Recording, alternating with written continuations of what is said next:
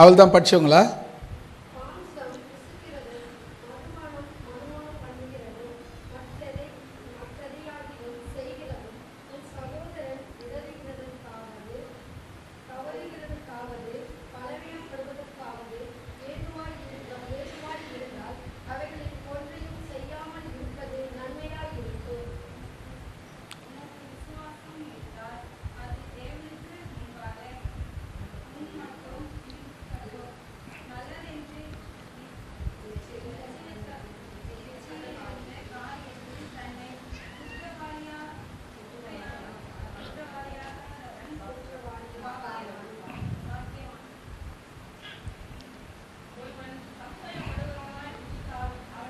படிக்காதவங்க படிங்க.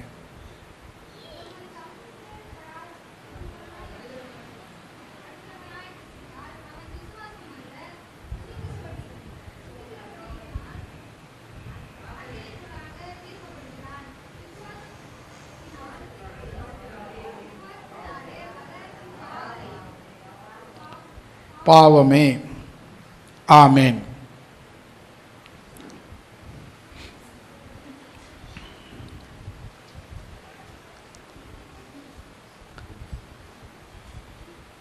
என்ன தலைப்புன்னு கண்டுபிடிச்சிருப்பீங்கன்னு நினைக்கிறேன்.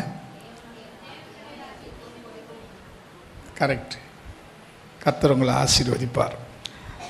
நம்ம இன்னைக்கு பார்க்க போகிற விஷயம் தேவனுடைய ராஜ்யம்.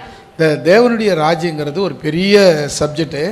அது அவ்வளோ சீக்கிரமாகலாம் ஒரு மணி நேரத்திலலாம் சொல்ல முடியாது. அதுக்கு பல நாட்கள், பல மணி நேரங்கள் தேவைப்படும்.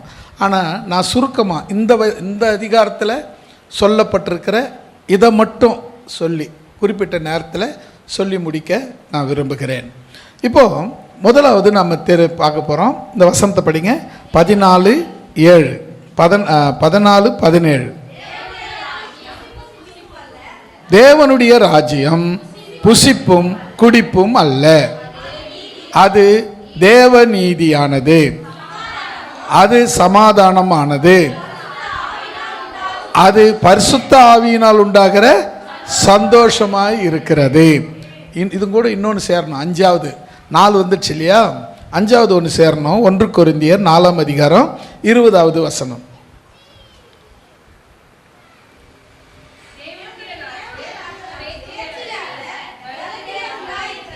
தேவனுடைய ராஜ்யம் பேச்சில் இல்லை, அது பலத்தினால் உண்டாயிருக்கிறது.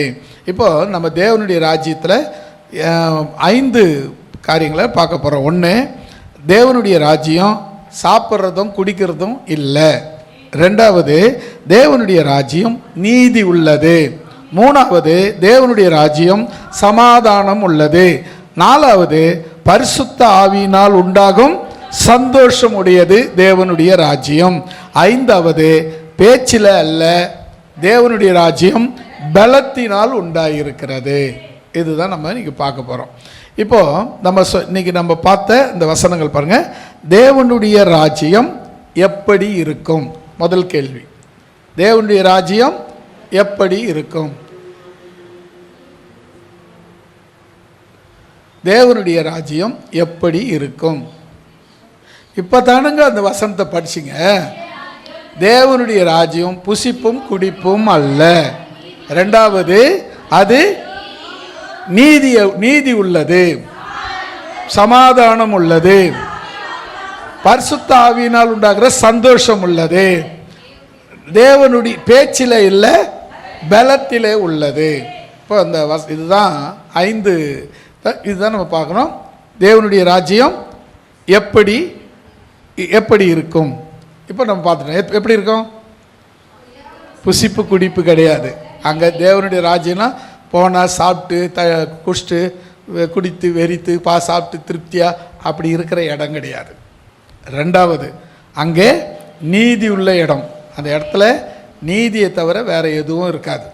3வது, அங்கே சமாதானம் இருக்கும். சர்ச்சுக்கு போனாவே சமாதானம் வரணும். சர்ச்சுக்கு போய் தான் அழுதுன்னு போகிறோம்னா அப்போ அங்கே என்ன இல்லை? தேவராஜ்யம் இல்லை.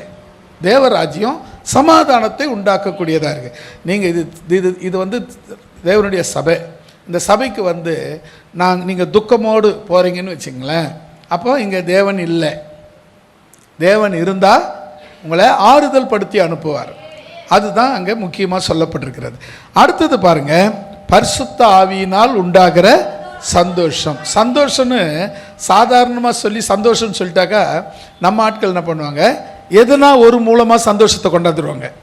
குடிக்கிறது மூலமாக, இல்லை புகைக்கிறது மூலமாக, சிற்றின்பம் மூலமாக, ஏதாவது ஒரு மூலம் இதுதான் சந்தோஷம்னு சொல்லிடுவாங்க.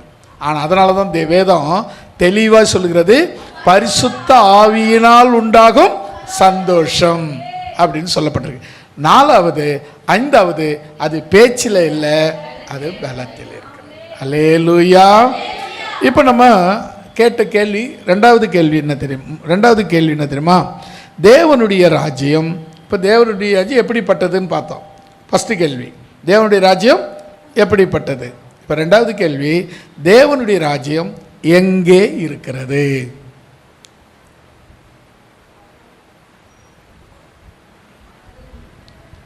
பூமியில் இருக்குதுன்னு ஒருத்தர் சொல்கிறாங்க, பரலோகத்தில் இருக்குதுன்னு ஒருத்தர் சொல்கிறாங்க. நீங்களாம் மற்றவங்களாம் என்ன சொல்ல போகிறீங்க? தேவனுடைய ராஜ்யம் பரலோகத்தில் இருக்குதுன்னு ஒரு சத்தம் கேட்டுச்சுங்க. தேவனுடைய ராஜ்யம் பூமியில் இருக்குதுன்னு ஒரு சத்தம் கேட்டுச்சு. இது சரின்றவங்க, சரியில்லைன்றவங்க, மிச்ச பேர்லாம் நாங்கள் நடுநிலை வகிக்கிறோம், நாங்களாம் ரெண்டாம் கெட்டான் அப்படின்ற மாதிரி இருக்குது. ஒன்று இங்கே தான் இருக்குது, இல்லை அங்கே தான் இருக்குதுன்னு சொல்லணும். எதுவும் சொல்லாதவங்க பாவம் ரெண்டாம் கெட்டான். ஆஹா, தேவனுடைய ராஜ்யம் எங்கே இருக்குது? கேள்வி என்னன்னா எங்கே இருக்குது, அதான் கேள்வி. அவங்க ஒருத்தர் சொன்னாங்க பரலோகத்தில் இருக்குனாங்க, ஒருத்தர் சொன்னாங்க பூமியில் இருக்குதுன்னாங்க. நீங்கள் என்ன சொல்கிறீங்க? அதான் கேள்வி. வானத்துக்கும் பூமிக்கும் நடுவில் இருக்குதுன்னு சொல்லிடுறீங்களா யாராவது ஒருத்தர்? சரி, இப்போது இந்த வசனத்தை நம்ம இந்த வசனத்தின்படியே தியானிக்கலாம். 1-2 நாளாகமம் 33:13.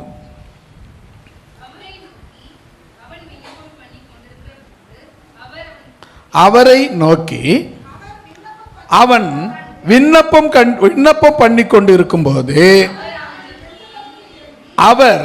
அவன் கெஞ்சுதலுக்கு இறங்கி அவன் ஜபத்தை கேட்டு அவனை திரும்ப எருசலேமில் உள்ள தன்னுடைய தேவனுடைய ராஜ்யத்துக்கு வர பண்ணினார். கர்த்தரே தேவன் என்று அப்பொழுது மனாசே அறிந்து கொண்டான். அல்லேலூயா சொல்லமா. இந்த மனாசே எசேக்கியா ராஜாவுடைய மகன். எசேக்கியா ராஜா எப்படிப்பட்டவர்? ரொம்ப பக்தி உள்ளவர், ரொம்ப பரிசுத்தமாக பக்தியாக ஆண்டவருக்காக அரசாட்சி செய்தவர். இவன் அவங்க மகன் என்ன பண்ணா, வந்த உடனே அப்படியே தலைகீழாக மாற்றிட்டான். அப்பா செய்தது எல்லாத்தையும் தலைகீழாக மாற்றிட்டு ரொம்ப விக்கிரகங்களை நம்பி போக ஆரம்பித்தான். கடைசியில் ஒரு நாள் வந்தது, பாதிப்பு வந்தது, போய் சிக்கிக்கிட்டான். விடுவிக்க யாரும் கிடையாது.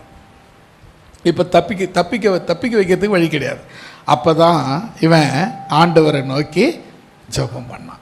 வசனம் பாருங்க. இப்போ அவரை நோக்கி, ஆண்டவரை நோக்கி, அவன் யார்? அவன் மனாசே நோக்கி விண்ணப்பம் பண்ணிக்கொண்டு இருக்கும்போது என்னது, அதாவது விண்ணப்பம் பண்ணி விட்டுட்டான் இல்லை, தொடர்ந்து ஜெபம் பண்ணிக்கிட்டே இருக்கிறான்.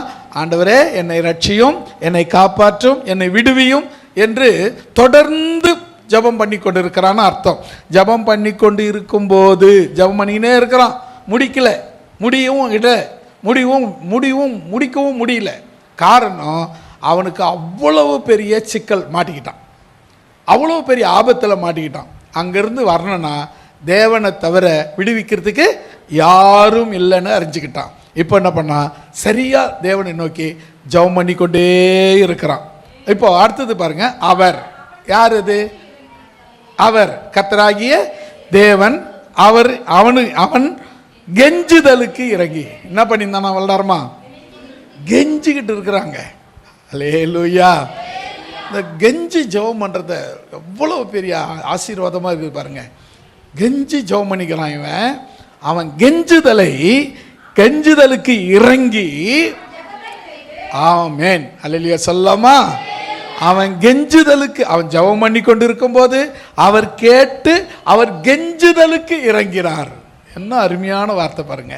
அவன் ஜெபம் பண்ணி, நம்ம ஜெபம் பண்ணுறோம், நம்ம என்ன பண்ணுறோன்னா கேட்டால் கேளு, கேட்காவிட்டப்போ ஏதோ பண்ணணும்னு சபையில் சொன்னாங்க, நான் பண்ணுறேன், பைபிள் படித்தேன், ஜெபம் பண்ணால் நல்லதுன்னு எழுதியிருக்கு, நான் ஜெபம் பண்ணுறேன் அப்படின்னு இல்லைங்க. உங்கள் ஜெபம் எப்படிப்பட்டதாக இருக்கணும்?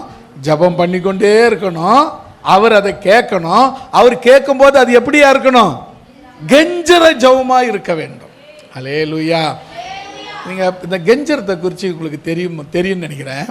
ஒரு ஸ்கூலில் படிக்கும்போது ஒரு பையன் எதனா வச்சுருப்பான் சாப்பிட்றதுக்கு, ஒரு பையன்கிட்ட ஒன்றும் இருக்காது, ஒரு பொண்ணோ பையனோ யாரோ ஒருத்தர், இவன் சாப்பிட்டுனே போவான், இவன் பின்னாடி டே டே டே டே டே டே எனக்குடா எனக்குடா டே டே டேன்னு போவான்.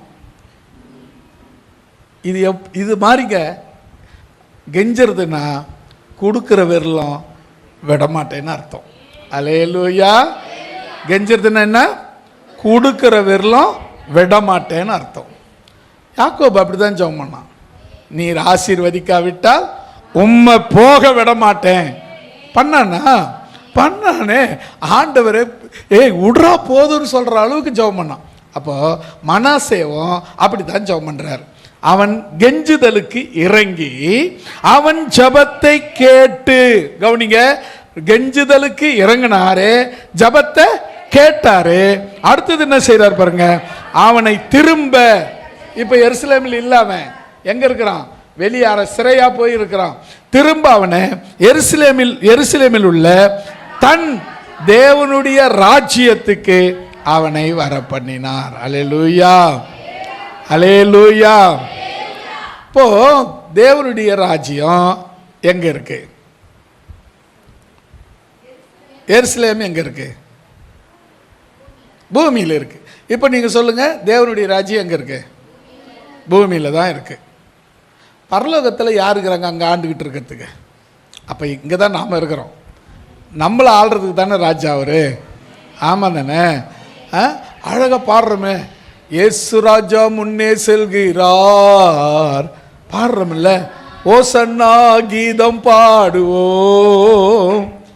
பாட்டு பாடுறதோடு இல்லை, அதான் உண்மையும் கூட. எனக்கு ராஜா இயேசு, அவர் பரலோகத்தில் இல்லை, இங்கே இருந்து என்னை ஆண்டு கொண்டு இருக்கிறார். அல்லேலூயா. இப்போ இந்த வசனத்தை மறுபடியும் ஒரு முறை நீங்க படிங்க. அவன் அவரை நோக்கி அவன் விண்ணப்பம் பண்ணி கொண்டு இருக்கும் போது அவன் கெஞ்சுதலுக்கு இறங்கி அவன் ஜெபத்தை கேட்டு அவனை திரும்ப எருசலேமில் உள்ள தன் தேவனுடைய ராஜ்யத்துக்கு வர பண்ணினார். அல்லேலூயா. ஓ, தேவனுடைய ராஜ்யம் எங்க இருக்கு? பூமியில். முதல் கேள்வின்னா தேவனுடைய ராஜ்யம் எது? தேவனுடைய ராஜ்யம்னு 5 காரியங்களை நம்ம பார்த்தோம். ரெண்டாவது, தேவனுடைய ராஜ்யம் எங்க இருக்கு அப்படின்னா அது பூமியில் இருக்கு. வசனத்தின்படி என்ன பண்றோம்? பூமியில் இருக்கிறதா நம்ம பார்த்தோம். பொதுவாக நீங்க கவனிங்க, தேவனுடைய ராஜ்யம் பூமியிலே உள்ளது என்று இதை கர்த்தரே சொல்றார். நம்ம மனுஷன் சொன்னதில்லை, இந்த வசனம் கர்த்தர் சொல்ற வசனம், அதனால கர்த்தர் சொன்னதாக நாம் எடுத்துக்கொள்வோம். இப்போ அடுத்தது பாருங்க, இவன் என்ன பண்றான்? கர்த்தரை நோக்கி மனாசே விண்ணப்பம் கண்டி கொண்டு இருக்கும் போது, அப்படியே அவன் தொடர்ச்சியா ஜெபம் பண்ணிக்கிட்டே இருக்கிறான், விடலை, நிறுத்தலை. கொஞ்சம் ரெஸ்ட் எடுக்கலாம், கொஞ்சம் ஜெபம் நிறுத்திட்டு ஜெபம் பண்ணலாம் அப்படிலாம் இல்லை. அவன் ஜெபம் பண்ணிக்கிட்டே இருக்கிறான். ஏன்னா அவ்வளவு பாதிக்கப்பட்டிருக்கிறான். அதனால் அவனால் ஜெபம் பண்ணாமல் இருக்க முடியல. அவன் ஜெபம் பண்ணிக்கிட்டே இருக்கிறான். அப்போ அவன் கெஞ்சுதலுக்கு அவர் இறங்கி ஜெபத்தை கேட்டார். அல்லேலூயா. இந்த கெஞ்சுதலுக்கு, கொஞ்சுதலுக்குன்னு படிச்சுட்டு போறீங்க, அது கெஞ்சுதலுக்கு, கெஞ்சி கேட்டதுக்கு அவர் மனம் இறங்கினார். அல்லேலூயா. திரும்ப அவன் இங்கே எருசலேமில் இருந்தான். இப்போ அவன் என்ன பண்ணான்? அவன் வேற ஒருத்தர் சண்டை போட்டு அவனை இடிச்சு போய் நரகத்தில் போட்டாங்க, பயங்கர பாதாள ஜெயிலில் போட்டாங்க. அங்கிருந்து அவன் ஜெபம் பண்ணுறான். ஆண்டவர் திரும்ப இங்கிருந்து அவனை திரும்ப அங்க கொண்டு வருகிறார். என்ன பண்றார் பாருங்க, திரும்ப எருசலேமில் உள்ள தேவனுடைய ராஜ்யத்துக்கு வர பண்ணினார். அல்லேலூயா சொல்லமா. தேவன் நம்ம சில நேரங்களில் அப்படிதான் எடசுக்கு பெருசுக்கா போய் வகுப்பு மாட்டிக்குவோம். நீங்கள் ஜபம் பண்ணி கெஞ்சி இறங்குறவரில் விடாமல் ஜபம் பண்ணிங்கன்னா தேவன் உங்கள் நிலைமையில் பழைய நிலைமையில் கொண்டு வந்து உங்களை நிறுத்த வல்லமையுள்ளவராய் இருக்கிறார். அல்லேலூயா. மனுஷன்னா தவறுறது சகஜம்தான், தவறுறதே உன் பொழப்பாக இருக்கக்கூடாது. அல்லேலூயா. மனுஷன்னா தவறுறது சகஜம்தான், நான் ஏற்றுக்கிறேன். ஆனால் அது தாங்க என் லைஃப்னு சொன்னீங்கன்னா அது கிடையாது. இப்போது மனாசே ஒரு நல்ல ரட்சிக்கப்பட்ட நல்ல ஆவிக்குரிய எசேக்கியா ராஜாவுக்கு பிறந்தவன். ஆனால் இவன் என்ன பண்ணான், அப்படியே ஆப்போசிட்டாக மாறிட்டான், விக்கிரக ஆராதனை நம்பி போயிட்டான். ஆனால் ஒரு நாள் வந்தது, அவன் மனம் திரும்புவதற்கான நாள். அந்த நாளில் அவன் ஜெபம் பண்ணிக்கிட்டே இருக்கிறான், கெஞ்சிக்கிட்டே இருக்கிறான். தேவன் அவன் ஜபத்தை கேட்டார், கெஞ்சலுக்கு மனம் இறங்கினார், அவனை திரும்ப அவன் ஸ்தானத்தில் கொண்டு வந்து நிறுத்தினார். அல்லேலூயா. நம்ம சில நேரங்களில் பார்த்தீங்கன்னா ஆசீர்வாதம் தடைப்பட்டிருக்கோம். நம்ம என்ன எங்கேயோ மிஸ் பண்ணிட்டோம்னு நினைக்கிறேன். இல்லை, நான் ஒன்றும் தப்பு பண்ணலையே அப்படின்னு. தப்பு பண்ணாது மட்டும் இல்லை, எங்கேயோ நாம் மிஸ் ஆகிறோன்னு அர்த்தம். அப்போது நமக்கு கிடைக்க வேண்டிய ஆசீர்வாதம், நமக்கு கிடைக்க வேண்டிய நன்மை, அதெல்லாம் நீங்கள் பெற்றுக்கொள்ளணும்னா ஜபம் பண்ணி கொண்டே இருக்க வேணும், அவர்கிட்ட கேட்டுக்கிட்டே இருக்க வேணும். அவர் திரும்ப உன் ஸ்தானத்தில் கொண்டு வந்து நிறுத்துவார். அல்லேலூயா. இதுதான் இந்த வசனம் தெளிவாக சொல்லுது. இப்போ வசனத்தின்படி பாருங்க, தேவனுடைய ராஜ்யம் பூமியில தான் இருக்கிறது. அடுத்த கேள்வி, பூமியில தேவனுடைய ராஜ்யம் பூமியில எங்கே இருக்கிறது?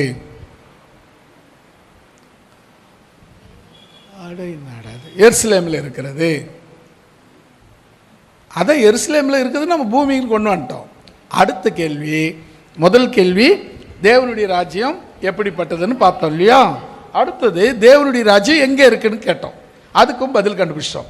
மூணாவது கேள்வி, தேவனுடைய ராஜ்யம் பூமியில எங்கே இருக்கிறது, எங்கே உள்ளது, எங்கே இருக்கிறது?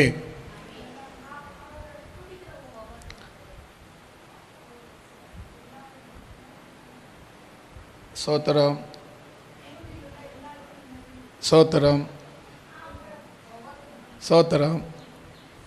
சரி, ரொம்ப சோதிக்க வேணாம். ஆனால் ஒரு பதில் உங்கள் கிட்டது யார்கிட்டயும் வந்தது, நான் சொல்கிறேங்க.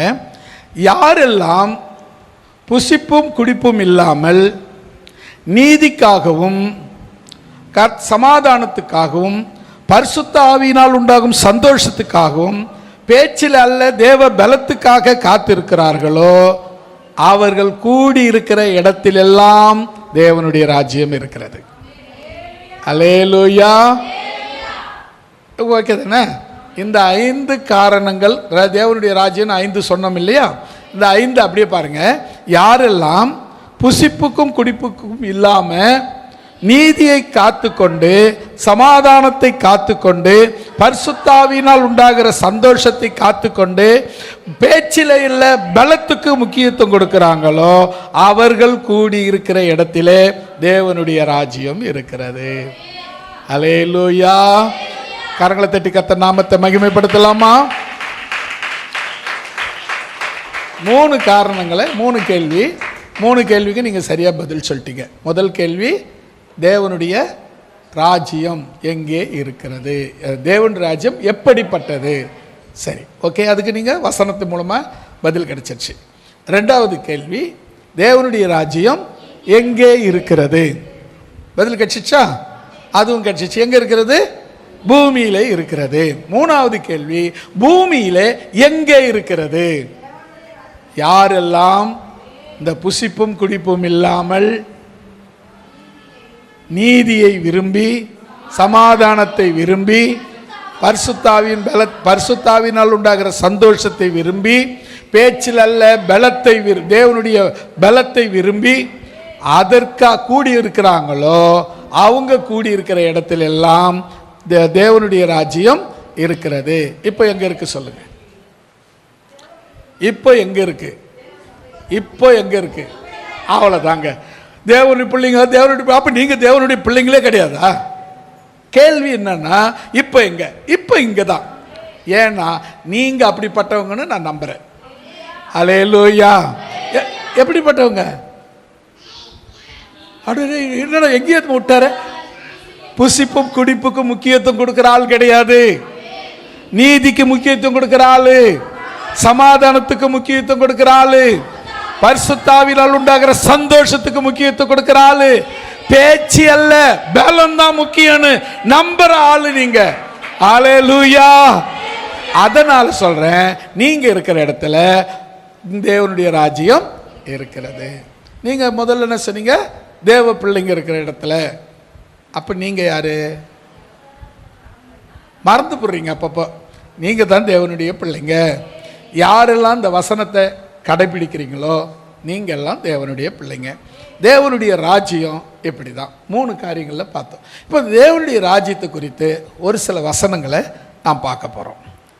முதலாவது மத்தேயு எழுதின சுவிசேஷம் 6ஆம் அதிகாரம் 33வது வசனம்.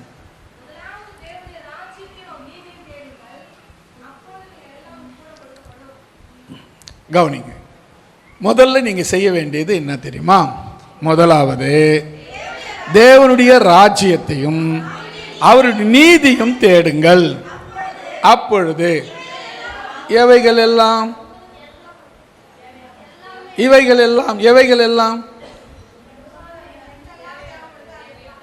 அப்படியே திரும்பி சுத்தி அப்படியே கை காட்டுங்க.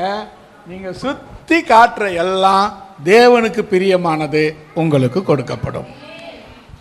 நீங்க சுத்தி காட்டுறதுல தேவனுக்கு பிரியம் இல்லாதெல்லாம் கிடைக்குமானா கிடைக்காது. தேவனுக்கு எதெல்லாம் பிரியமானதோ அது அப்படியே உங்களுக்கு கிடைக்கப்படும். அப்ப நீங்க முதல் செய்ய வேண்டியது என்ன? தேவனுடைய ராஜ்யத்தை தேடணும். அந்த 5 முதல்ல சொன்னோம் இல்ல, புசிப்புக்கு முக்கியத்துவம் கொடுக்காம, குடிக்கிறதுக்கு முக்கியத்துவம் கொடுக்காம, நீதிக்கு முக்கியம் கொடுக்கிறது, சமாதானத்துக்கு முக்கியம் கொடுக்கிறது, பரிசுத்தாவினால் உள்ள சந்தோஷத்துக்கு முக்கியத்துவம் கொடுக்கிறதுக்கு, பேச்சு அல்ல பலத்துக்கு முக்கியத்துவம் கொடுக்கிறது. பேச்சு சில பேர் பேச்சையே சமாளிச்சலாம் நினைப்பாங்க.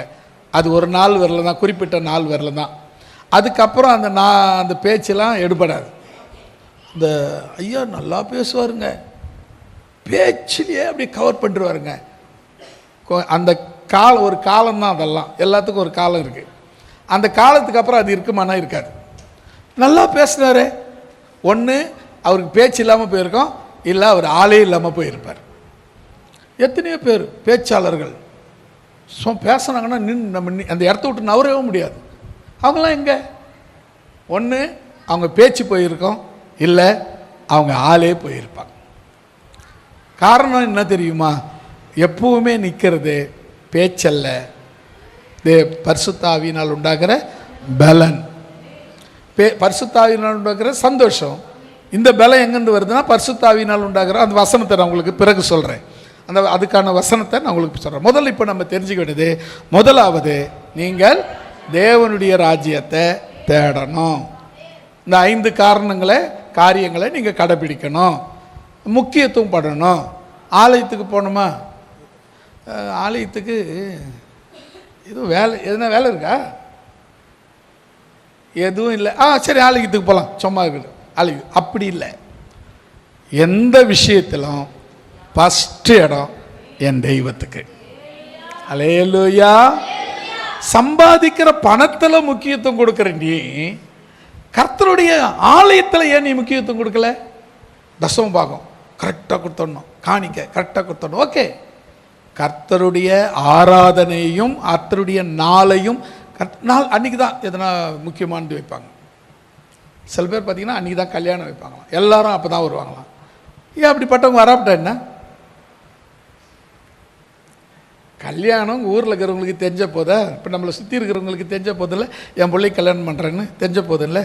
நான் எவ்வளோ பேர் கூப்பிட்டேன் நீங்கள் யோசித்து பாருங்கள். சபையார், ரொம்ப நெருக்கமான ஆட்கள், அவ்வளோதான். மற்றவங்களுக்கு தெரிஞ்சால் என்ன, தெரியாவிட்டா என்ன? ஊரு பூரா பேனர் கடன் வாங்கி பேனர் அடிப்பேன், கடன் வாங்கி ஒரு 2 கிலோமீட்டர் லைட்டு போடுவேன், கடன் வாங்கி செய்வ, அந்த கடனை கட்ட முடியாது, தற்கொலை பண்ணி சாவ. எதுக்கு இது? என்ன அப்படின்னா, 4 எனக்கு தெரிஞ்ச, என்னை சுற்றி இருக்கிறவங்களுக்கு தெரிஞ்ச போதும், அவர் பையனுக்கு கல்யாணம் பண்ணிட்டாருப்பா, அவ்வளோதான். இதுக்காக நம்ம என்ன பண்ணக்கூடாது? தேவையற்ற வீணான விரயங்களை செய்யக்கூடாது. அதுக்கு முக்கியத்துவம் கொடுக்கறது. சில பேர் பார்த்தீங்கன்னா ஞாயிற்றுக்கிழமை தான் கல்யாணமே வைப்பாங்க. அப்போ தான் எல்லாரும் லீவில், எல்லாருக்கும் லீவு இருக்குது. உன் புள்ள கல்யாணத்துக்கு, உன் பொண்ணு கல்யாணத்துக்கு லீவு போட்டு வர முடியாதவங்க அப்படின்னா உனக்கு முக்கியமான சொந்தக்காரு, அப்படின்னா அவங்க முக்கியமானவங்க. ஆமாம் தானே? யோசித்து பாருங்களேன். சில விஷயங்களை என்கிட்ட ஆகஸ்ட் 15 ஒரு கல்யாணம் வச்சோம், உங்களுக்கு தெரியும். அதில் ஒரு சிலர்லாம், பாஸ்டர்லாம் எங்களுக்கு ஊழியங்குது, நாங்கள் வரல அப்படின்னாங்க. நான் சொன்னேன் அவங்கக்கிட்ட, அந்த நாள் ஊழியம் இருக்கு, எல்லோரும் ஊழியக்காரெலாம் ஊழியம் வைப்பாங்கன்னு எனக்கும் தெரியும். நானும் ஊழியம் வைப்பேன். எனக்கு முக்கியமானவங்க வருவாங்க, அது எனக்கு போதும்னு. அவங்களுக்கு அசிங்கமாக போச்சு. அப்போ நாங்கள் உனக்கு முக்கியமானவங்க இல்லைன்னு நீங்களே முடிவு பண்ணிட்டீங்கன்னு சொல்லிட்டேன் நான். ஏன்னா எப்பவும் நமக்கு ஏதாவது ஒரு வேலை இருந்துக்கிட்டே தான் இருக்கும். ஞாயிற்றுக்கிழமை, திங்கக்கிழமை எனக்கு வேலையே இல்லையா? இருக்குது. செவ்வாய்க்கிழமை வேலை இல்லையா? இருக்குது. அப்படியே எல்லா நாளும் வேலை கடை இருக்கு. அப்போ ஞாயிற்றுக்கிழமை மட்டும்தான்னாக்கா அது கர்த்தருடைய நாள். அந்த நாளில் தேவையற்ற வேலையை நாம் செய்யக்கூடாது, வேறு யாருக்கும் முக்கியத்துவம் கொடுக்கக்கூடாது. அப்படி கொடுத்தீங்கன்னு சொன்னால் எனக்கு ஞாபகம் இருக்குது. நான் என்ன பண்ணேன், சாலமோன் கிட்ட சொன்னேன், ஐஏஎஸ் படிக்க சொன்னேன். டிகிரி ஃபஸ்ட்டு ஒரு டிகிரி முடிச்சாச்சு. ஒரு டிகிரி முடித்த உடனே என்னது பிசிஏ முடிச்சாச்சு. சரி, நான் அதுக்கப்புறம் சொன்னேன் ஐஏஎஸ் பண்ணுன்னு சொன்னேன். சரி ஓகேன்னு சொல்லி அந்த என்ன என்ட்ரன்ஸ் எக்ஸாமுக்கு அப்ளை பண்ணியாச்சு. எல்லா என்ட்ரன்ஸ் எக்ஸாமுக்கு டேட் வந்து என்ன தேதினா ஞாயிற்றுக்கிழமை, மே மாதம் ஞாயிற்றுக்கிழமை வந்துச்சு. ஒரு ஞாயிற்றுக்கிழமை வந்துச்சு. வாங்கி பார்த்துட்டு உடனே கீச்சு போட்டான். ஏன்டான்னு கேட்டால் என்ன சொன்னால், இந்த நாள் என் தேவனை ஆராதிக்கிற நாள், அந்த கலெக்டராகி சம்பாதிக்கிறத விட என்னால் அதிகமாக சம்பாதிக்க முடியும் தேவனை கொண்டு. இது அவன் சொன்ன வார்த்தை. தேவனை கொண்டு, தேவனுடைய நாமத்தினால இதை விட என்னால் அதிகமாக சம்பாதிக்க முடியும், கலெக்டராகி சம்பாதிக்கிறத விட அதிகமாக என்னால் சம்பாதிக்க முடியும். அல்லேலூயா. அப்போ என்ன காரணம்னா, நீங்கள் ஆண்டவருக்கு எந்த அளவுக்கு முக்கியத்துவம் கொடுக்குறீங்களோ அந்த அளவுக்கு தேவன் உங்களுக்கு முக்கியத்துவம் கொடுப்பார். Hallelujah. Give the respect, take the respect. நீங்கள் மரியாதை கொடுத்தா தான் மரியாதை உங்களுக்கு கிடைக்கும். நீங்கள் மரியாதையே கொடுக்க மாட்டீங்கன்னு வச்சுங்களேன், உங்களுக்கு மட்டும் எப்படி கிடைக்கும்னு எதிர்பார்க்குறீங்க? அது மாதிரி தான். இப்படி யோசிச்சு பாருங்க. ஆண்டவரை நீ முதன்மையான இடத்த நீ கொடுக்கலன்னா ஆண்டவர் மட்டும் உனக்கு முதன்மையான இடத்த எப்படி கொடுப்பாரு? நியாயமான கேள்வி தானே? அப்போ நீங்க உங்கள் லைஃப்ல ஆண்டவரை முதன்மைப்படுத்தினீங்கன்னா தேவன் உங்களை முதன்மைப்படுத்த வல்லவராய் இருக்கிறார். அல்லேலூயா. நீங்க பார்த்தீங்கன்னா பிசாசு என்ன பண்ணுவான், அந்த நாளில் தான் முக்கியமான வேலையே இருப்பாங்க. வாரம் பூரா வேலை இல்லாத இருக்கும். ஞாயிற்றுக்கிழமை தான் வேலை கிடைக்கும். இப்போ ஞாயிற்றுக்கிழமை வேலை போகலாமா வேணாமா? ஐயோ போனால் தான் ஒரு 100 ரூபா கிடைக்கும், அதை தான் நீ இந்த வாரம் கஞ்சி குடிக்க முடியும் அப்படின்னு சொன்னீங்கன்னா, நான் உனக்கு சொல்கிறேன், அந்த வேலைக்கு போகாமல் ஆண்டவர் சமூகத்தில் போய், ஏன் ஆண்டவரே என்னை பட்டினி போட்டேன்னு கேளு. உன்னை போஷிக்க அவர் மட்டும்தான் முடியும். அல்லேலூயா. ஒரு 100 ரூபா உதவி பண்ணுறவங்க சொல்லி காட்டுவாங்க. என் ஆண்டவர் கோடி கோடியாக கொட்டி கொடுத்தாலும் உனக்கு சொல்லி காட்டவே மாட்டார். அல்லேலூயா. ஒருவேளை சோறு போட்டவங்க சொல்லி காட்டுவாங்க, என் இயேசு சொல்லி காட்ட மாட்டார். அல்லேலூயா. 1 ரூபாய்க்கு உதவி பண்ணவங்க உனக்கு சொல்லி காட்டுவாங்க, என் தேவன் எவ்வளவு கொடுத்தாலும் சொல்லி காட்டவே மாட்டார். அல்லேலூயா. அதன் உனக்கு ஜீவனையே கொடுத்தவர், இதெல்லாம் கொடுக்க அவரால் முடியாதா? எல்லாம் கொடுக்க அவரால் முடியும், எல்லாம் கொடுக்க அவரால் முடியும். அப்போ நீங்கள் செய்ய வேண்டியதுன்னா முதன்மையான இடத்தை கர்த்தருக்கு முதல்ல கர்த்தரிடம். அப்புறம் ஐயோ மழை திடீர்னு வந்துடுச்சிங்க, அப்படியே அந்த எல்லாத்தையும் கழுத்து மூட்டில் விட்டு வந்துட்டேங்க, எல்லாத்தையும் அங்கே விட்டு வந்துட்டேங்க. இன்றைக்கி ஞாயிற்றுக்கிழமைன்னு தெரியுமே, முன்னாலே எல்லாத்தையும் சரி பண்ணணும்ல. அது சரி பண்ணது உன் தப்பு. அதுக்கப்புறம் நான் என்ன பண்ணுவேன், நான் எது பண்ணுவேன்னு சொன்னீங்கன்னா அது உன் தப்பு தானே தவிர தேவனுடைய குற்றம் இல்லை. அல்லேலூயா. இப்போ ஞாயிற்றுக்கிழமை வருது, இன்னைக்கு ஞாயிற்றுக்கிழமை வருது. முந்தைய நாளே நம்ம ஆயத்தமாகணும். இந்த நாளில் இந்த மணிக்கு நம்ம கிளம்புறோம், இந்த மணிக்கு அங்கே போகிறோம், இந்த மணிக்கு அங்கே போய் சேரணும். நேரத்தை ஃபிக்ஸ் பண்ணி அந்த நேரத்தில் போய் சேரணும். அந்த நேரம் ஆராதனை நேரத்தில் தான் பொதுவாக டீ குடிச்சிட்டு அங்கே ஆராதனை வந்துருக்கோம். டீ குடிச்சிட்டு இருப்பேன் கடையில் நின்று. என்ன பிரதர் சர்ச்சைக்கு போகலையா? தோ போகிறேன், டீ குடிச்சிட்டு இருக்கிறேன். போயிட்டு யோசித்து பாருங்கள், தேவனை நீ அசட்டை பண்ணினா தேவன் உன்னை அசட்டை பண்ண விட்டு விடுவார். அவர் அசட்டை பண்ண மாட்டார், அசட்டை பண்ணும்படி விட்டு விடுவார். எங்கே எல்லா இடத்துலையும் அசிங்கப்பட்டு கிடப்பேன். அல்லேலூயா.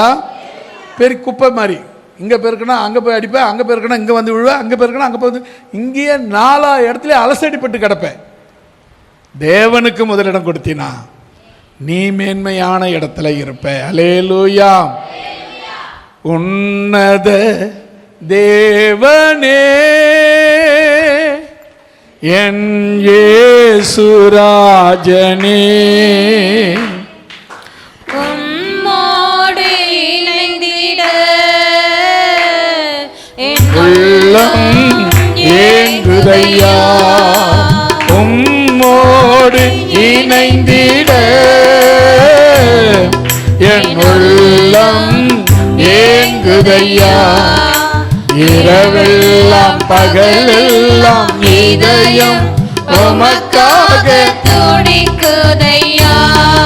என் நினைவெல்லாம் பேச்செல்லாம் நேசரே உம்மை பற்றி தானே ஐயா.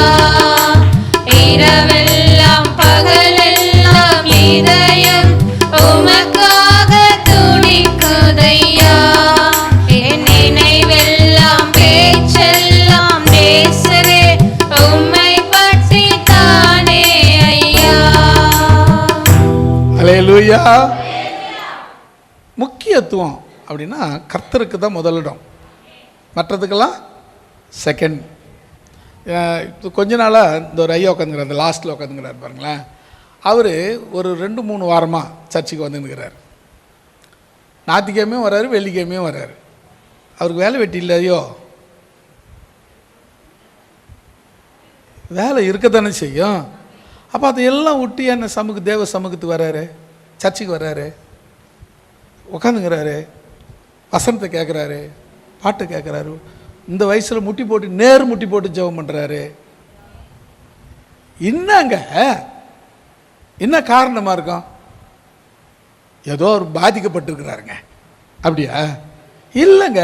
தேவனுக்கு கொடுக்குற ஃபேஸ், தேவனுக்கு கொடுக்குற இடம், தேவனுக்கு நாம எந்த இடம் கொடுக்கிறோமோ தேவன் அந்த இடத்த உனக்கு கொடுக்க வல்லவராக இருக்கிறார். அல்லேலூயா. அப்போ இதுதான் லைஃப். முதல் இடம் கர்த்தருக்கு, மற்ற எல்லாமே செகண்ட்லி தான். அல்லேலூயா. கர்த்தரை நம்ம எந்த அளவுக்கு, அதாவது வசனம் மறுபடியும் படிக்கலாமா? முதலாவது தேவனுடைய ராஜ்யத்தையும் அவருடைய நீதியையும் தேடுங்கள். அப்பதாங்க, அதுக்கப்புறம் தாங்க, அப்பொழுது நீ எதெல்லாம் கையை நீட்டி காட்டுறியோ அது எல்லாம் கூட கொடுக்கப்படும். எவ்வளோ கூட? நீ கேட்கறத விட, எதிர்பார்க்கறத விட கூட கொடுக்கப்படும். அல்லேலூயா. அப்போ யாருக்கு அது கொடுக்க முடியும்னா, நீ ஆராதிக்கிற உன் தெய்வத்தால மட்டும்தான் இதை கொடுக்க முடியும். தெய்வத்துக்கு நீ எந்த இடத்த வச்சிருக்கிறியோ அந்த இடத்த தான் உனக்கு அவர் வச்சிருப்பார். இப்போ தெய்வத்துக்கு, நான் ஆண்டவருக்கு இயேசுவுக்கு நான் என்னுடைய வாழ்க்கையில் முக்கியத்துவம் கொடுக்குறேன்னு வச்சுங்களேன். எனக்கு எந்த அளவுக்கு முக்கியத்துவம் கொடுக்குறேனோ நான் அந்த ஃபேஸில் தான் நான் இருப்பேன். நீங்கள் எந்த அளவுக்கு முக்கியத்துவம் கொடுக்குறீங்களோ அந்த ஃபேஸில் தான், அந்த இடத்துல தான் நீங்கள் இருப்பீங்க. நீங்கள் அதாவது சில பேரை பார்த்தா நம்ம பொறாமைப்படுவோம். ஆண்டவர் அவங்களுக்கு கொடுத்துட்டாரு, எனக்கு கொடுக்கல. ஆண்டவருக்கு நீ எந்த இடத்த கொடுத்துருக்கிறியோ அதே ஃபேஸில் கர்த்தர் உன்னை கொண்டு போய் வைப்பார். அல்லேலூயா. கொடுங்கள், எந்த இடத்த கொடுக்கிறியோ அதே இடத்துல திரும்ப உன்னை கொண்டு போய் நிறுத்துவார். அல்லேலூயா. அப்போ இதை மட்டும் நமக்கு ஃபாலோ பண்ணுறது கிடையாது. இதை மட்டும் நம்ம சேர்த்துக்கிடு. ஆண்டவர் மட்டும் வந்த உடனே தூக்கி ஆண்டவர் என்ன தூக்கி தூக்கி பாக்கெட்டில் வச்சுக்கணும், இல்லை தோல் மேலே சுமக்கணும் அப்படின்னு மட்டும் நினைக்கிறியே. நீ தேவனை சுமந்தியானா சுமக்கல. நீ தேவனை சுமந்தா அவர் உன்னை சுமப்பார். அல்லேலூயா. உதாரணத்துக்கு பாருங்களேன், நம்ம பிள்ளைங்களை நீங்கள் குழந்தை பெற்றுக்கிறோம், அப்புறம் குழந்தை பிறந்த உடனே கொஞ்சம் விளையாடுறோம், அப்புறம் ஒரு குறிப்பிட்ட ஸ்டேஜ் வயசு வந்தவுடனே கண்டிப்பாக பள்ளிக்கூடத்தில் போய் சேர்க்குறோம். அதுக்கு முன்னே ஒரு 40 வருஷத்துக்கு முன்னே ஒரு முதலாளி வீட்டில் எடுத்து போய் படியால் வேலைக்கு விட்டுருவாங்க. அந்த குழந்தையாக இருக்கும்போதே அது உழைச்சி வீட்டுக்கு காப்பாற்றும். ஆனால் இப்போ எந்த தகப்பனும் தாயாவது அதுமாரி வேலைக்கு அனுப்புகிறாங்களான்னா இவங்க செத்தாலும் சாவாங்க, அந்த குழந்தைய வேலைக்கு அனுப்ப மாட்டாங்க இப்போ இருக்கிற பெற்றோர். உண்மை தானே? இப்போ நான் கஷ்டப்பட்டால் கூட பரவாயில்ல, குழந்தை ஸ்கூலுக்கு போகட்டும், படிக்க வைக்கணுன்றாங்க. அப்போது அடுத்த ஸ்டேஜ் குழந்தை நம்மளை விட்டு போகணும், ஒரு நாள் ஃபுல்லாக வெளியே இருக்கணும், அது டீச்சர் அடிப்பாங்க, வாத்தியார் அடிப்பாங்க, எல்லாம் நடக்கும். அதுவும் கிடைக்கணும் நடக்கணும்னு தான் நம்ம அனுப்புகிறோம். அல்லேலூயா.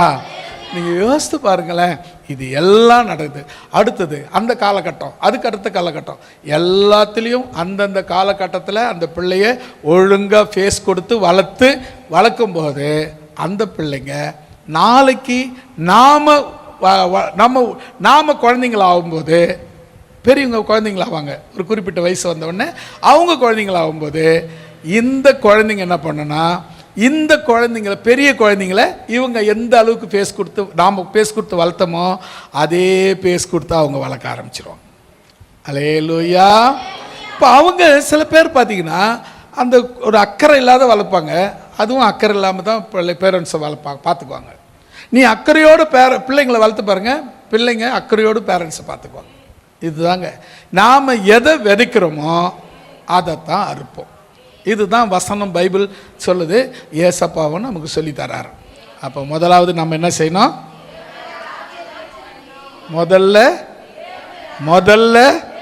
முதல்ல ஏசு, அப்புறம்தான் பேசு. அல்லேலூயா.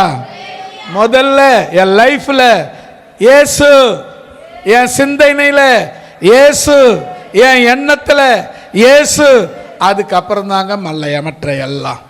அல்லேலூயா. வசனத்தின்படி நான் சொல்லுகிறேன், வசனத்தின்படி இந்த 6:33 முதலாவது ஃபஸ்ட்டு நீ செய்ய வேண்டியது என்ன? இப்போ சில பேர் சொல்லுவாங்க ஃபஸ்ட்டு என்னப்பா செய்யுது அப்படின்னா, முதல்ல நீ செய்ய வேண்டியது காலையில் தூங்கி எழுந்திரிச்ச உடனே போய் ஜபத்தில் உட்காரு. தான் முதல் செய்ய வேண்டியது.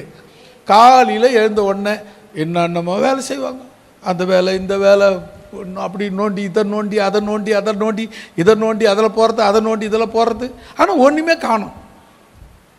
முதல்ல எழுந்து பல் விளக்கணும், காலை கடனை முடிச்சுட்டு போய் ஜபத்தில் உட்காந்து ஒரு மணி நேரமாவது தேவ சமூகத்தில் முதலிடம் கர்த்தருக்கு 1 மணி நேரம் முதலிடத்தை கர்த்தருக்கு கொடுத்து பாருங்க. அந்த நாள் முழுதும் கர்த்தர் உனக்கு முதலிடத்தையே வைத்திருப்பார். அல்லேலூயா. நீங்கள் முதலிடம் கொடுக்கலன்னா உங்களுக்கு முதலிடம் கிடைக்காது. அது வேற ஒரு விஷயம்தான். நீங்கள் தினையை விதைச்சா தினைத்தான் விளையும், நீங்கள் வெனையை விதைச்சா வெனைத்தான் விளையும். அப்போ முதலிடம் கர்த்தருக்கு கொடுத்தா கர்த்தரும் உங்களுக்கு முதல் இடத்தை கொடுக்க வல்லமையுள்ளவராய் இருக்கிறார். அல்லேலூயா. கரங்களை வைத்து சொல்லலாமா? 2 கரங்களை வைத்து சொல்லலாமா? தூக்கம் போயிடுச்சா? யாருமே தூங்கலையா? இப்போ போய் தூக்கம் போச்சான்னு கேட்குறீங்களான்னு அப்படியே கண் அசதி வரும் யாருக்குன்னா. அப்படி இருக்கும்போது கொஞ்சம் ஒரு தெளிவுக்கு தான். சரி, 2வது மார்க்கு எழுதின சுவிசேஷம் 1ஆம் அதிகாரம் 14, 15 ஆகிய வசனங்களை வாசிக்கலாம். மார்க் 1 தானே படிக்கிறீங்க? மார்க் 1:14 தானே படிங்க.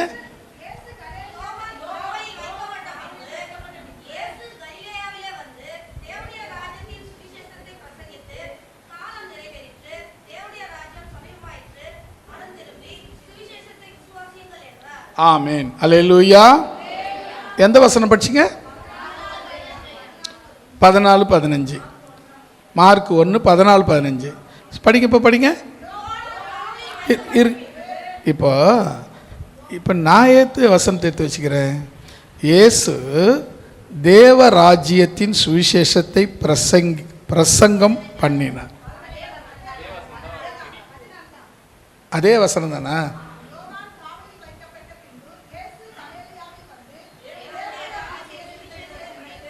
அப்போ நான் பாதியாக கட் பண்ணி வச்சுக்கிறேன். சரி சரி சரி சரி ரைட். இப்போ படிங்க. இப்போ தான் கொஞ்சம் கன்ஃபியூஷனாக குறைஞ்சது.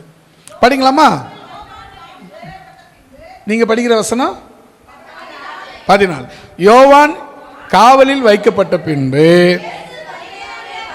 இயேசு கலிலேயாவில் வந்து தேவனுடைய ராஜ்யத்தின் சுவிசேஷத்தை பிரசங்கம் பண்ணினார். காலம் நிறைவேறிட்டு. இது நான் என்ன பண்ணிட்டுக்கிறேன்னா தளத்து கீழே காப்பி பேஸ்ட் பண்ணிட்டுக்கிறேன். அதனால தான் முன்ன படிக்க வேண்டியது பின்னால் படிக்கிறேன், பின்னால் படிக்க வேண்டியது முன்ன படிக்கிறேன். சரி, 15வது வந்துருங்க.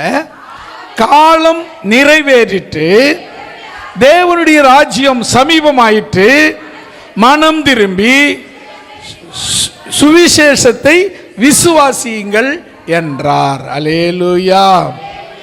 ரெண்டாவது நாம் செய்ய வேண்டிய வேலை, முதலிடம், அதாவது முதலாவது நாம் செய்ய வேண்டிய வேலை என்னன்னா, தேவனுடைய ராஜ்யத்தை, இயேசு தேவனுடைய ராஜ்யத்தின் சுவிசேஷத்தை பிரசங்கம் பண்ணினார். இப்போ இயேசு தேவனுடைய ராஜ்யத்தின் சுவிசேஷத்தை பிரசங்கம் பண்ணினார். அந்த வசனத்தில் 14வது வசனத்தில் இயேசு தேவனுடைய ராஜ்யத்தின் சுவிசேஷத்தை பிரசங்கம் பண்ணினார். 15வது வசனத்தில் காலம் நிறைவேறிற்று, தேவனுடைய ராஜ்யம் சமீபமாயிற்று, மனம் திரும்பி சுவிசேஷத்தை விசுவாசி. இப்போ தேவன் தம்முடைய காலத்தில் என்ன பண்ணாரு? சுவிசேஷத்தை பிரசங்கம் பண்ணினார். இப்போ காலம் நிறைவேறிச்சு. இப்போ நீங்க என்ன பண்ணணும்? அந்த சுவிசேஷத்தை நீங்க விசுவாசிக்க வேண்டும். சுவிசேஷம்னா என்ன?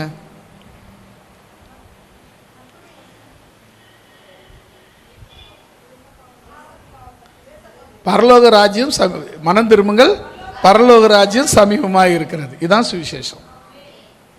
என்ன? எது சுவிசேஷம்? மனம் திரும்புங்க, பரலோக ராஜ்யம் சமீபமாக.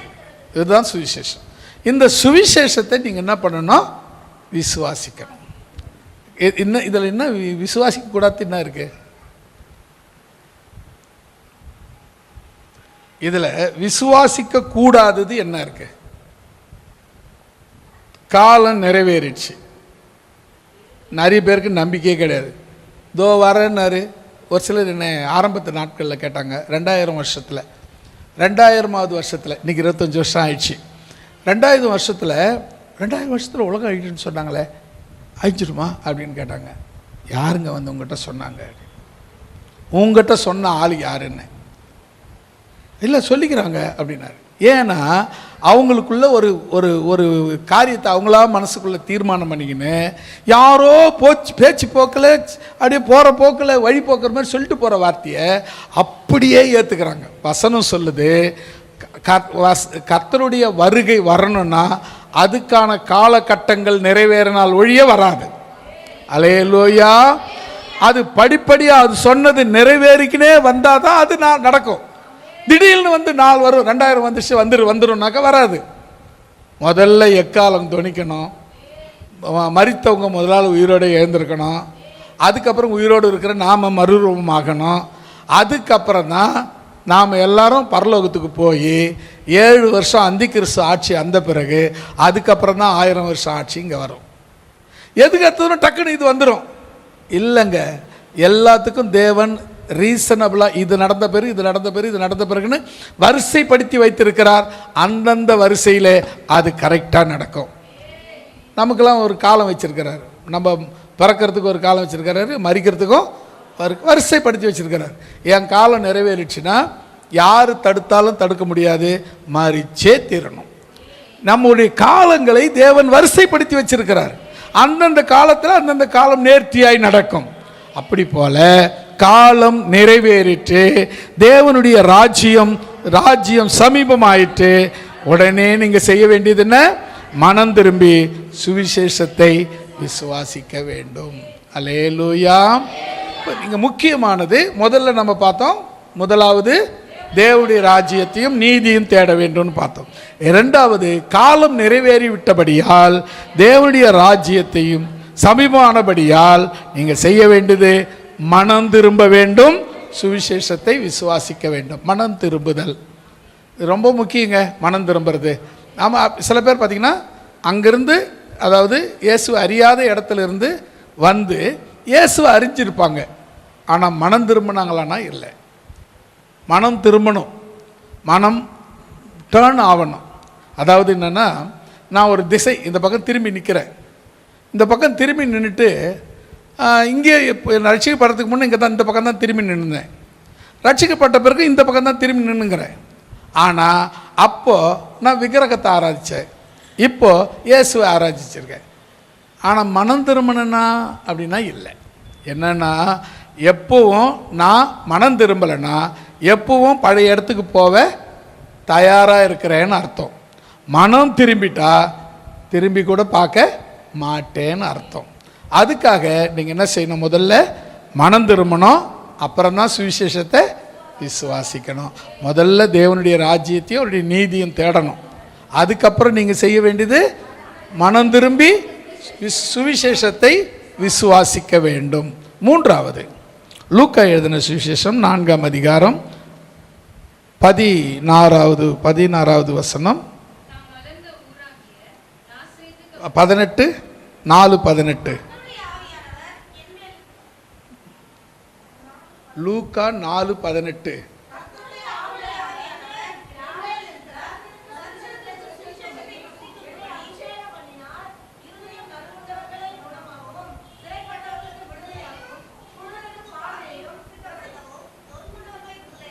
இல்லையே, இந்த வசனம் வரலையே. நான் எடுத்து வச்ச வசனம் 4ஆம் அதிகாரம் 18. நான் படிக்கிற அந்த வசனம் பாருங்கள், அது எதில் வருதுன்னு பாருங்கள். அவரோ அவர்களை நோக்கி நான் மற்ற ஊர்களிலும் தேவனுடைய ராஜ்யத்தை குறித்து பிரசங்கிக்க வேண்டும், இதற்காகவே அனுப்பப்பட்டேன் என்றார். தேவனுடைய ராஜ்யத்துக்குரிய சுவிசேஷம் அறிவிக்கப்பட வேண்டும். பின்பு அவர் பட்டணங்கள் தோறும் கிராமங்கள் தோறும் பிரயாணம் பண்ணி 4:18 இல்லையா அந்த வசனம், நான் படித்த வசனம் 4:18 இல்லைன்னா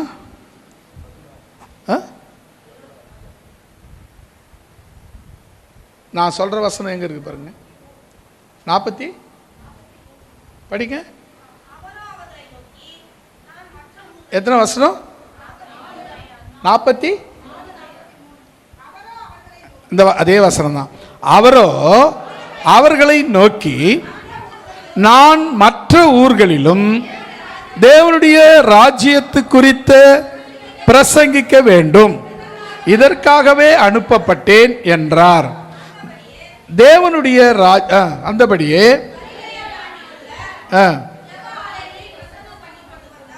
ஆமென். இது என்னன்னா, பைபிள் வந்து காப்பி பண்ணுறேன்ல, அந்த பைபிளில் தப்பாக இருக்குது, அதனால் இந்த தப்பு நடந்திருக்கிறது. சரி, கவனிச்சு பாருங்க. தேவனுடைய ராஜ்யத்துக்குரிய சுவிசேஷம் அறிவிக்கப்பட வேண்டும். இந்த வசனம் எங்கே இருக்கு? தேவனுடைய ராஜ்யத்துக்குரிய சுவிசேஷம் 43 படிங்க.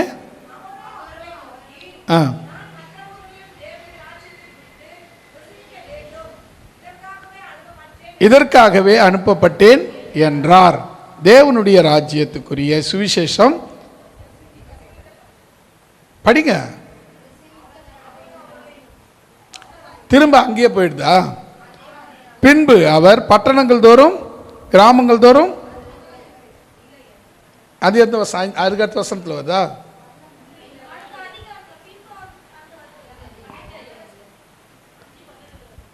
அஞ்சு 12 வருதா? சரி, அந்த இதுக்கப்புறம் அந்த பைபிளை படிக்கக்கூடாது, தப்பாக படிச்சிருக்கேன். சரி, கவனிங்க. ஆன்லைனில் பைபிள் அது. சரி, கவனிங்க. இப்போ நமக்கு முக்கியமானது என்னென்னா, தேவன் இங்கே சொல்கிற இந்த வசனத்தை பாருங்கள், தேவனுடைய ராஜ்யத்தை குறித்து பிரசங்கிக்க வேண்டும், இதற்காகவே அனுப்பப்பட்டேன் என்றார். தேவனுடைய ராஜ்யத்துக்காகவே தேவன் இயேசு கிறிஸ்து அனுப்பப்பட்டு இருக்கிறார். இப்போ நீங்கள் ரட்சிக்கப்பட்டதுக்கு என்ன நோக்கமாக இருக்கும்? நீங்கள் ரட்சிக்கப்பட்டதுக்கு என்ன நோக்கமாக இருக்கும்?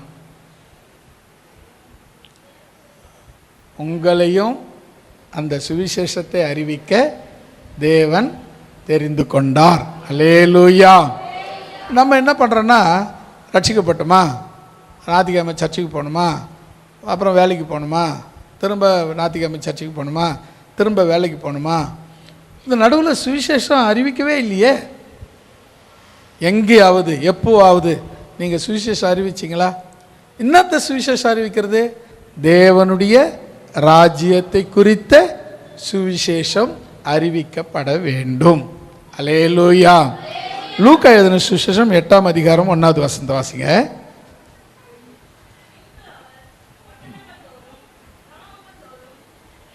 8:1.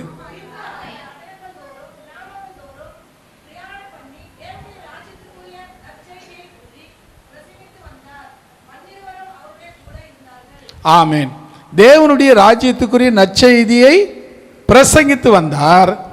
12 அப்போஸ்தலரும் அவரோடு கூட இருந்தார்கள். அப்போது நமக்கு வேலை என்னன்னா, சுவிசேஷத்தை சொல்கிறது நம்முடைய வேலை. முதலாவது நம்ம என்ன பார்த்தோம்? தேவனுடைய ராஜ்யத்தையும் அவருடைய நீதியும் தேடணும். ரெண்டாவது என்ன பார்த்தோம்? மனம் திரும்பி சுவிசேஷத்தை விசுவாசிக்க வேணும். மூணாவது தேவனுடைய ராஜ்யத்தை சுவிசேஷமாக நாம் அறிவிக்க வேண்டும்.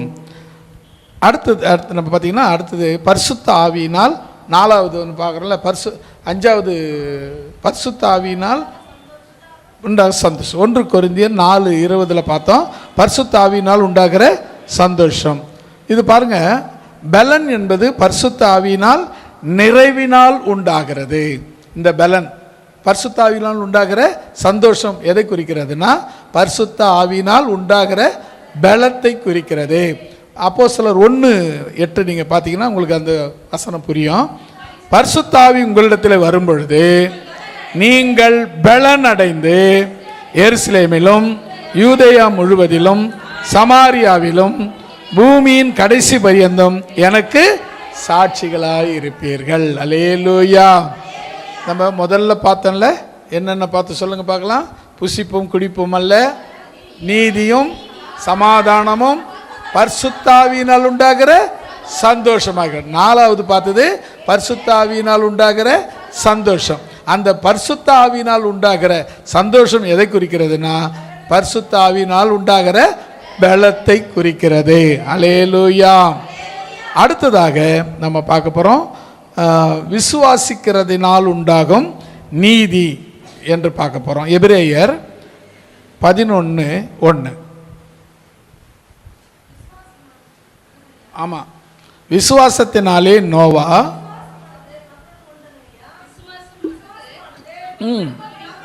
அது இல்லைங்க, 7.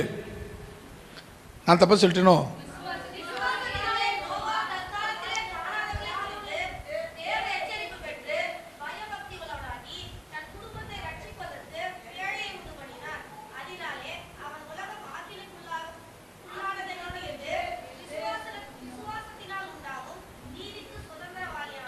ஆமேன். அல்லேலூயா சொல்லலாமா? இப்போ மறுபடியும் அதே வசனத்தை திரும்ப வாசிங்க. விசுவாசத்தினாலே நோவா தற்காலத்தில் காணாதவைகளை குறித்து தேவ எச்சரிப்பை பெற்று பயபக்தி உள்ளவனாகி தன் குடும்பத்தை ரட்சிப்பதற்கு பேழையை உண்டு பண்ணினான்.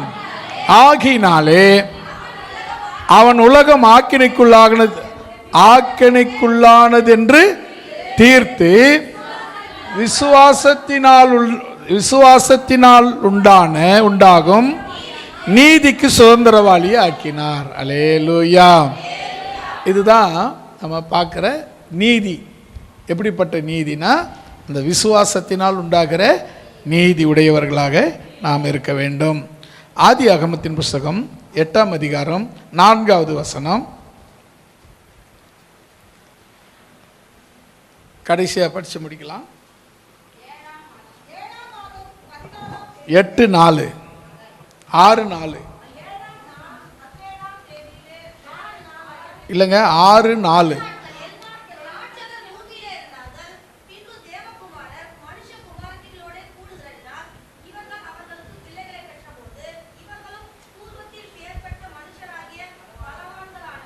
ஆமென். அதாவது ராட்சதர்கள் இருந்தாங்க. தாவீது காலம் வரையில் அந்த ராட்சதர்கள் சொல்லப்பட்டாங்க. கோலியாத்து எல்லாம் வந்து பார்த்திங்கன்னா ராட்சதர் காலத்து வரை அந்த ராட்சதர்கள் இருந்தாங்க. ராட்சதர்கள் பூமியிலே இருந்தார்கள். இப்பொழுது இன்னும் இது திரும்ப மீண்டும் அவங்க வரப்போகிறாங்க. அது வர்றதுக்கு வர காலங்கள் நிறைவேறப் போகிறது. இது மட்டுமல்ல, இதற்கு மேலே நடந்து வந்த எல்லா ராட்சதர்களுடைய காரியங்களை பார்த்தீங்கன்னா எல்லாம் வந்து தாவீது காலம் வரை ராட்சதர்கள் இருந்தாங்க. இப்போ நம்ம காலத்தில் அந்த ராட்சதர்கள் இருக்கிறாங்களா? அதுக்கு பதிலாக வேதத்தில் சாத்தான் பிசாசு என்று நமக்கு சொல்லப்பட்டிருக்கிறது. நம்ம காலத்தில் சாத்தான் பிரச்சனை, ஒரே பிரச்சனை, சாத்தானால் பிரச்சனை, பிசாசால் பிரச்சனை, பிசாசால் கஷ்டம், பிசாசால் நஷ்டம், பிசாசால் அவமானம், பிசாசால் நிந்தனை, பிசாசு பிடிச்சிக்கிட்டு தொல்லை, பிசாசால் பயங்கர கஷ்டம். இப்படி பிசாசுனால வர்ற தொல்லை திரும்ப அதே மறுபடியும் அதே காலம் வரப்போகுது. அந்த ராட்சதர்கள் காலம் வரப்போகுது. அது எப்போன்னா அது அந்தி கிறிஸ்துவின் காலத்தில் அந்த ராட்சதர்கள் மறுபடியும் வரப்போகிறாங்க. இப்போது பழைய ஏற்பாட்டில் பாருங்கள் ராட்சதர்கள் இருந்தாங்க. அப்படியே புதிய ஏற்பாட்டு காலத்துக்கு வரும்போது என்ன ஆயிட்டாங்க? அவங்க பிசாசு சாத்தான் இப்படி மாறிட்டாங்க. பிசாசாக சாத்தானாக வந்து நமக்கு பல விதத்தில் தொல்லை கொடுக்குறாங்க. பல விதத்தில் கஷ்டங்கள், தோல்வி, வியாபாரத்தில் கஷ்டம், வியாபாரத்தில் நஷ்டம், எல்லாத்துலேயும் வாழ்க்கையில் கஷ்டம், வாழ்க்கையில் தோல்வி, இதை போல கஷ்டங்களையும் நஷ்டங்களையும் பிசாசுகள் ஏற்படுத்துகிறது. இது வந்து நம்ம லைஃப்பில் அனுபவிச்சுட்ருக்கோம். பழைய காலத்தில் வந்து அவங்க சாத்தான் என்று அதிகமாக சொல்லப்படவே இல்லை. இந்த தாவீது காலம் வரையிலும் இவங்க தான் இருந்தாங்க, ராட்சதர்கள் இருந்தாங்க. இந்த காலத்தில் நம்முடைய காலத்தில் இப்படி நமக்கு சாத்தான் பிசாசுனுடைய தொல்லைகளை நியமித்திருக்காங்க. எல்லாத்தையும் நாம் இயேசுவின் நாமத்தை கொண்டு ஜெயித்து கொண்டு இருக்கிறோம். அல்லேலூயா. தாவீது அன்னைக்கு சாத்தான் அந்த கோலியாத்தை ஜெயிக்கணும். அவன் எப்படி ஜெயிச்சான்னா, கர்த்தருடைய ஆவியிலே நிறைந்தவனாய் அவன் என்ன பண்ணான், ஒரு கூழாங்கல்லை எடுத்து அடிச்சு விட்டான். அது போய் கோலியாத்தை வீழ்த்தினது. அவன் பட்டயத்தை எடுத்து அவனை கொண்டு போட்டான். இன்னைக்கு இயேசுவின் நாமத்தை கொண்டு நாம் ஜெயிக்கிறோம். இயேசுவின் நாமத்தினால பிசாசுகளை ஜெயிக்கிறோம். இயேசுவின் நாமத்தில் பிசாசின் தந்திரங்களை ஜெயிக்கிறோம். இயேசுவின் நாமத்தினால பிசாசின் கிரியைகளை ஜெயிக்கிறோம். இப்படி பல விதத்தில் பிசாசு நமக்கு இடையூறுகளை உண்டாக்கி கொண்டிருக்கிறான். ஏன் தெரியுமா? நீங்கள் தேவனுடைய ராஜ்யத்திற்கு கிட்டி சேரக்கூடாது என்பதுதான் அவனுடைய ஒரே குறிக்கோள், நோக்கம். அதனால் நாம் எப்பவுமே ஆயத்தமாக இருப்போம், ஜாக்கிரதையாக இருப்போம். வசனம் என்ன சொல்லுதுன்னா, மத்தேயு 24:7 ஜனங்களுக்கு விரோதமாய் ஜனங்களும் ராஜ்யத்துக்கு விரோதமாய் ராஜ்யமும் எழும்பும், பஞ்சங்களும் கொள்ளை நோய்களும் பூமி எதிர்ச்சிகளும் பல இடங்களில் உண்டாகும். ஒருவேளை கர்த்தருடைய வருகை வருமானால் பல ராஜ்யங்கள் காணப்படாமலே போய்விடும். ஏன்னு சொன்னால் சில தேசங்களில் சாத்தானுடைய அதிகாரங்கள், சாத்தானுடைய சூழ்ச்சிகள், சாத்தானுடைய செயல்கள், செய்வினைகள் அதிகமாக இருக்கிறது. குறிப்பாக நம்முடைய தேசத்தில் அது மிக அதிகமாக இருக்கிறது. செய்வினை, சாத்தானுடைய கிரியைகள் அதிகமாக இருக்கிறது. உங்களை சுற்றி நடக்கிறது. நீங்கள் எல்லாம் இயேசுவின் நாமத்தை கொண்டு ஜெயித்து கொண்டு இருக்கிறீர்கள். அல்லேலூயா. உங்களை சுற்றி சூனியம், உங்களை சுற்றி மந்திரம், உங்களை சுற்றி பில்லி சூனியம், உங்களை சுற்றி பிசாசின் கிரியை, உங்களை சுற்றி எல்லா சாத்தானுடைய சதி நடக்குது. ஆனால் நீங்கள் அதில் ஜெயிக்கிறீங்கன்னா இயேசுவின் நாமத்தினால ஜெபிக்கிறதுனால நீங்கள் ஜெயிக்கிறவர்களாக இருக்கிறீர்கள். இல்லைன்னு சொன்னால் எப்போவோ இந்த சாத்தானுடைய சதியில் நீங்கள் சிக்கி தேவனுடைய ராஜ்யத்தை விட்டே கடந்து போயிருப்பீர்கள். அல்லேலூயா. உங்களுக்கு தேவனுடைய ராஜ்யம் எங்கே எது எல்லாம் தேவனுடைய ராஜ்யம்னு பார்த்தோம். ரெண்டாவது தேவனுடைய ராஜ்யம் எங்கே இருக்குன்னு பார்த்தோம். அந்த தேவனுடைய ராஜ்யம் இப்போ எங்கே இருக்குதுன்னு பார்த்தோம். இது எல்லாத்தையும் இந்த தேவனுடைய ராஜ்யத்தை எப்படி தேடணும்னு பார்த்தோம். முதலாவது தேவனுடைய ராஜ்யத்தை தேடணும் பார்த்தோம். ரெண்டாவது சுவிசேஷத்தை விசுவாசிக்கணும் பார்த்தோம். சுவிசேஷத்தை மனம் திரும்பி சுவிசேஷத்தை விசுவாசிக்கணும்னு பார்த்தோம். மூணாவது சுவிசேஷத்தை நாமே பிரசங்கிக்க வேண்டும்னு பார்த்தோம்.